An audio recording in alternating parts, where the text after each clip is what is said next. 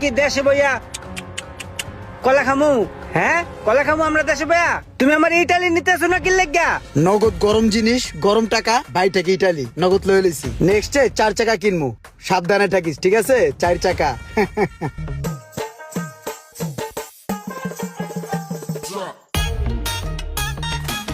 এ মামুন, এই ব্যবসা বাণিজ্যের যে অবস্থা, এই ব্যবসা বাণিজ্য কইরা আর টিকা সম্ভব না। খাইয়া দেয়া দিই সব সমান সমান। তুই এক কাম কর, তোর আমি বিদেশ পাঠাই দেই, তুই বিদেশ জাগা। আমারে বিদেশ পাঠাই দিলে তোমার ছোট দুইটা যে পোলা ইমরান রোমান অগনিয়া তুমি দোকানদারি করতে পারবা? তার থেকে ভালো যেমন আছি এমনই থাই। ওইটা নিয়ে তোর চিন্তা করতে হইব না, অগটা আমি দেখবো নে। তোরে যেটা কইছি তুই হেটাতে কান দে। একজনের লগে কথা কইছি তোরে বিদেশ পাঠানোর লেগা, তুই বিদেশের লেগা রেডিও। আচ্ছা, তুমি যেটা ভালো মনে করো। এখন আইসস তুই দোকানে না? বেলা কয়টা বাজে তুই দেখছস? গরিব চা দেখদি 2টা পার করে পরে আইসস। এমন করে চললে কি হইব? তোর ভাইটা বিদেশ গেছে, তুই একটু দোয়া না আবি, আমি একটু নামাজ কালাম পড়বো, ফিরিও মু না। তোর কোনো খোঁজ খবর থাকে না, গাও তুলে ঘুরোস। আমার তোমার খোঁজ খবর রাখা লাগবে না। আমার খোঁজ খবর কি তুমি রাখো? এই যে আমার একটা বাইক নেই, তুমি কি কোনোদিন কইছো যে তোর একটা বাইক কিনে দেই? 6 মাস ধরে আমার ভাই ইটালি গেছে, কে টাকা পয়সা পাঠায় না? অন্য অন্য মানুষের ভাই বেরাদার টাকা পয়সা দিয়ে মানুষের বাইক কিনে দিছে। আমার চেতায় আমার একটা মান ইজ্জত নাই? আমি এই সংসারে ছোট পোলা, আমি যদি একটু এনজয় না করতে পারি তাহলে কেডাই করবো? তুমি আমার কোনো খবর রাখো? তুমি খালি তোমার দোকানদারি লয়ে পড়ে রইছো। আমার বাইক যদি না পাই এই দোকান পাট সব বাইরে ভেঙে গেলাম, চিনা আমারে? দন পাট বেঙ্গা লাইব। দন পাট কি তুই করছস? বেড়া বিদেশের বাড়ি আইয়া কত কষ্টটাই না করতে আছি, আর দেশে বইয়া একটা কুড়ে একুলে কোনো উকুলে নেই। নিচতলার ইট টাইনে 6 তালে উড়ান লাগে, এত কষ্ট কি সহ্য করুন যায়? বেড়া ছোট খাটো একটু দোকানদারি করতাম, হেইটাই ভালো আছিলাম। দালালে আমার বাপের কানে কি জানি ঢুকাই দিছে, কয় তোমার পোলায় ওই জায়গায় গেলে রেস্টুরেন্টে সে বইবে, ভালো চাকরি করবে, অনেক টাকা বেতন পাইবে। এইয়া বাপের মাথায় ঢুকাই দিয়া আমারে পাঠাই দিল বিদেশে। এখন এই যে এমন রেস্টুরেন্টে কাম পাইছি, 46 ডিগ্রি তাপমাত্রা মাথার উপরে নিয়ে ছাদ ডালাইয়ের কাম করতে আছে। কত সুখের চাকরি।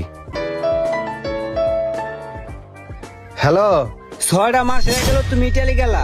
তুমি খাইতেছো, পড়তাছো, ঘুমাইতেছো, টাকা ইনকাম করতেছো, টাকা ব্যাংকে জমাইতেছো, অথচ আমি ছোট ভাইরা দেশে পড়ে আছি। আমার ইটালি নেওয়ার কোনো নামগন্ধ নাই। ভাই শোন, আমি 6 মাস ধরে আইছি, ঠিক আছে? আমি যা কামাই করতে আছি সব তো বাপের হাতে পাঠাইতেছি। আর অনেক টাকা তো দেনা হয়ে গেছি, 2টা একটা টাকা তো না ভাই। লিবিয়া দিয়ে আইতে অনেক টাকা লাগছে, তুই তো জানোস। ভাই শোন, আর একটা কথা, সেটা হলো যে লিবিয়া দিয়ে আমি চাই না যে আমার কোনো ভাই ব্রাদার আমি আনি। আমি তোরে ডাইরেক্ট যেভাবে আনা যায় সেভাবেই আনবো। লিবিয়া দিয়ে গেলে যদি মরা লাগে আমি মরমু, তোমার কি? হ্যাঁ, তুমি আমার 1 সপ্তাহের মধ্যে নেওয়ার ব্যবস্থা করো। আব্বার টাইদা তো গেছো, বোঝো না, টের পাও না।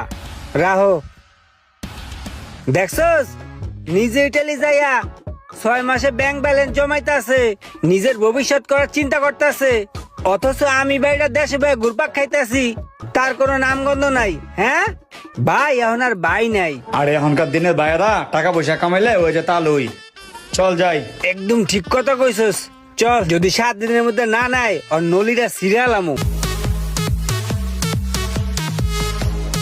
সেই ফিল তোর গাড়িটা নি পুরো মাখন, পুরো খারাটা নড়ে নগদ। আজকে ঘুরলাম, যেই বাতাস লাগছে গায়ে সেই মজা পাইছি।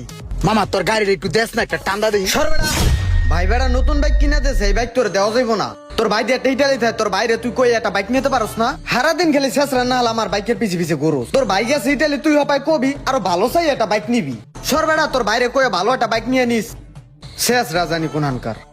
আমার লগে পাঙ্গা? হ্যাঁ, একটা বাইক লয়ে কি মস্তানি দেয় দিতেছি, দাঁড়া। হ্যালো ইমরান, কি ক? ভাই হনো, তোমার আমি সোজা সাপটা একটা কথা কই। আগামী 2 দিনের ভিতরে আমার বাইক চাই চাই। ছোট ছোট পোলাপান জাগর না টিপ দিলে দুধ পরে, এই সমস্ত পোলাপানে আমার অপমান করে যায় বাইকের লিগা। এই সমস্ত অপমান আমি সহ্য করবো না। তুমি যদি আমার বাইক কিনে না দাও, আমি কিন্তু একবারে কেরা বেড়া লাগাই দিব, কয়ে দিলাম। তোরে তো গত মাসে একটা আইফোন কিনা দিলাম। আইফোন কিনে দিছে, এতে কি হয়েছে? এটা তো ছোট ভাই হিসাবে তুমি আমার দে ভাই। আমার বাইক চাই চাই। তুই ছোট ভাই হিসাবে 5 দিছি, ঠিক আছে? এখন তোর বাইক কিনে দিতে হইবে, একটু ধৈর্য ধর।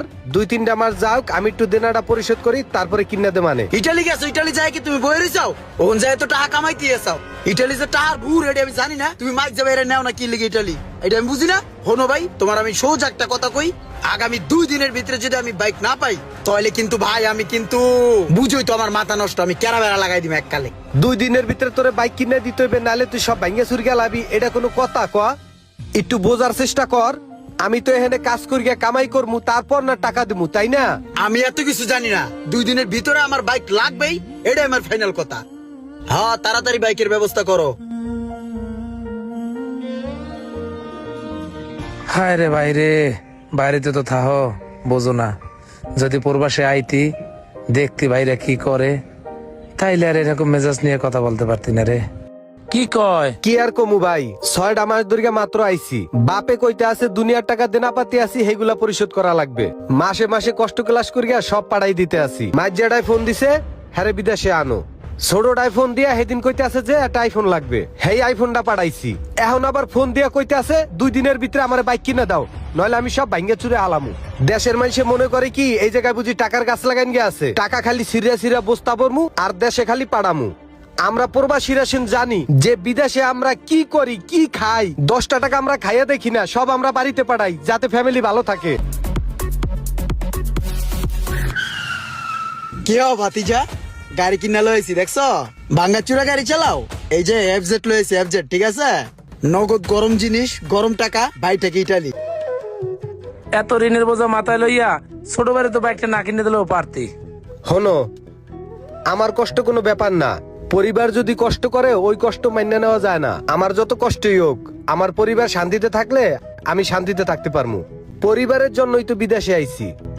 যে সকল ছেলেরা বাবা মা স্ত্রী সন্তান পরিবারকে রেখে বিদেশে এসে পাড়ি জমিয়েছেন, একমাত্র শুধু তারাই জানে যে বিদেশে কতটা কষ্ট। পরিবারকে সুখে রাখার জন্য দিনরাত পরিশ্রম করে যাচ্ছে, কিন্তু দুঃখের বিষয় সেই পরিবারই এক সময় তাদেরকে বুঝে না, তাদের মনের কষ্টগুলা কখনো বোঝার চেষ্টাও করে না। সকল প্রবাসী ভাইদের প্রতি রইল শ্রদ্ধা এবং ভালোবাসা। ভিডিওটি ভালো লাগলে অবশ্যই লাইক, কমেন্ট এবং শেয়ার করে দিবেন।